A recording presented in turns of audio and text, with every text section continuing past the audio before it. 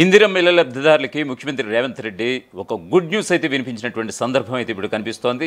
ఖచ్చితంగా 2 లక్షల రూపాయల రుణం వరకు కూడా మీరు పొందే అవకాశం ఉంది.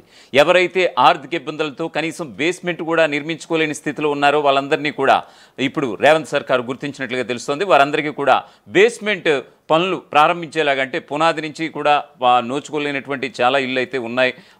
అంటే వాళ్ళకి శాంక్షన్ లెటర్లు కూడా మంజూరు చేసినటువంటి సందర్భం కూడా ఉంది. సో ఆర్థిక ఇబ్బందులతో కనీసం బేస్మెంట్ కూడా వేసుకోలేనటువంటి వాళ్ళు చాలామందిని గుర్తించింది రేవంత్ సర్కార్. సో ఈ క్రమంలో డ్వాక్రా సంఘాల ఆధ్వర్యంలో వారికి 1,00,000 నుంచి 2 లక్షల రూపాయల వరకు ఆర్థిక సాయం, అంటే రుణ సాయం ఇచ్చేలాగా, రుణాలు ఇచ్చేలాగా ఖచ్చితంగా 12 నుంచి 24 నెలల్లో ఆ రుణం తీర్చుకునే సదుపాయం కూడా ఇప్పుడు ప్రభుత్వం కల్పించబోతోంది.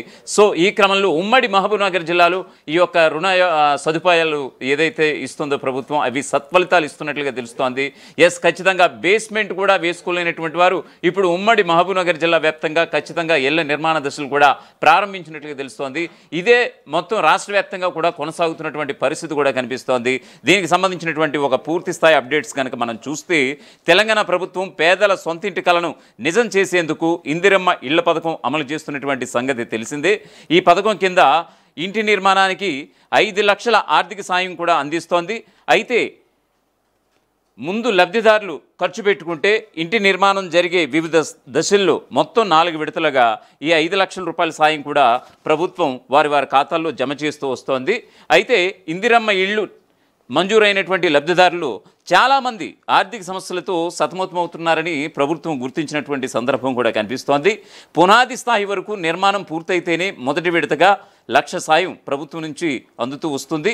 ఈ దశను చేరుకోవడానికి కూడా డబ్బులు లేక కొందరు నిరుపేదలు మంజూరు పత్రాలను వెనక్కి ఇచ్చేసే పరిస్థితి కూడా ఏర్పడిందట. ఈ నేపథ్యంలో సర్కారు అటువంటి వారందరికీ కూడా గుడ్ న్యూస్ చెప్పినటువంటి పరిస్థితి. ముఖ్యమంత్రి రేవంత్ రెడ్డి ఇచ్చినటువంటి హామీ నిరుపేద లబ్ధిదారులకు డ్వాక్రా స్వయం సహాయక సంఘాల ద్వారా రుణాలు కూడా మంజూరు చేస్తోంది. ఇల్లు కట్టుకోవడానికి 1,00,000 వరకు రుణం మంజూరు చేస్తున్నారు. ఈ రుణ సాయం రాష్ట్రంలోని పలు చోట్ల ఇందిరమ్మ ఇళ్ల నిర్మాణానికి ఊతమిస్తుందని తెలుస్తోంది. రాష్ట్రంలో గ్రేటర్ హైదరాబాద్ మినహా మొత్తం 3.68 లక్షల ఇందిరమ్మ ఇళ్లు కేటాయించారు.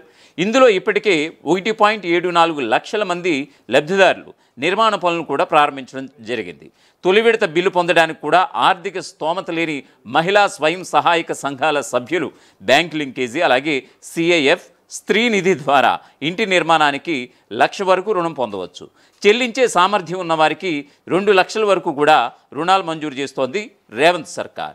ఈ రుణాలు పొందిన కొందరు లబ్ధిదారులు పునాది దశ దాటి మొదటి బిల్లు అందుకున్న తర్వాత రుణభారాన్ని తగ్గించుకుంటున్నారని కూడా తెలుస్తోంది. చాలామంది 12 నుంచి 24 వాయిదాల్లో రుణం చెల్లించడానికి కూడా ఆసక్తి చూపుతున్నారట. సంఘాల్లో పాత అప్పులు లేనివారు, డిఫాల్టర్స్ కాని వారికి మాత్రమే బ్యాంకులు ఈ రుణాలు అందిస్తూ వస్తున్నాయి. ఖమ్మం జిల్లాలో మొత్తం 12,038 మంది ఇందిరమ్మ ఇళ్ల లబ్ధిదారులు ఉండగా 1,00,000 రుణం పొందేందుకు 7,287 మంది అర్హులుగా గుర్తించబడ్డారని తెలుస్తోంది.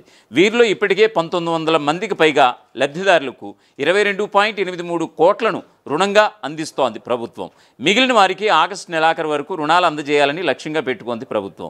రాష్ట్ర రెవెన్యూ గృహ నిర్మాణ శాఖ మంత్రి పొంగులేటి శ్రీనివాసరెడ్డి ప్రాతినిధ్యం వహిస్తున్నటువంటి పాలేరు నియోజకవర్గంలో 551 మందికి, ఉప ముఖ్యమంత్రి భట్టి విక్రమార్క ప్రాతినిధ్యం వహిస్తున్నటువంటి మధిరలో 351 మందికి ఇప్పటికే డ్వాక్రా సంఘాల ద్వారా రుణాలు అందజేసినటువంటి పరిస్థితి కనిపిస్తోంది. ఇక ఉమ్మడి మహబూబాబాద్ జిల్లాలో మొత్తం 8,252 మంది లబ్ధిదారులు ఉండగా 1,00,000 రుణానికి 4,000 మంది దరఖాస్తు చేసుకున్నారట. మహబూబ్నగర్ జిల్లాలో 466 మందికి రుణం ఇవ్వాలని కూడా గుర్తించిందట ప్రభుత్వం. వనపర్తి, నారాయణపేట జిల్లాల్లో కూడా పలువురికి రుణాలు మంజూరు కూడా అధికారులు కూడా కసరత్తు చేస్తున్నటువంటి పరిస్థితి కనిపిస్తోంది. ఈ రుణ పథకం నిరుపేద లబ్ధిదారులకు ఇంటి నిర్మాణం పూర్తి చేసుకోవడానికి ఒక గొప్ప అవకాశాన్ని అయితే కల్పిస్తోంది. తద్వారా రాష్ట్రంలో గృహ నిర్మాణ లక్ష్యాలను చేరుకోవడానికి సహాయపడుతోంది.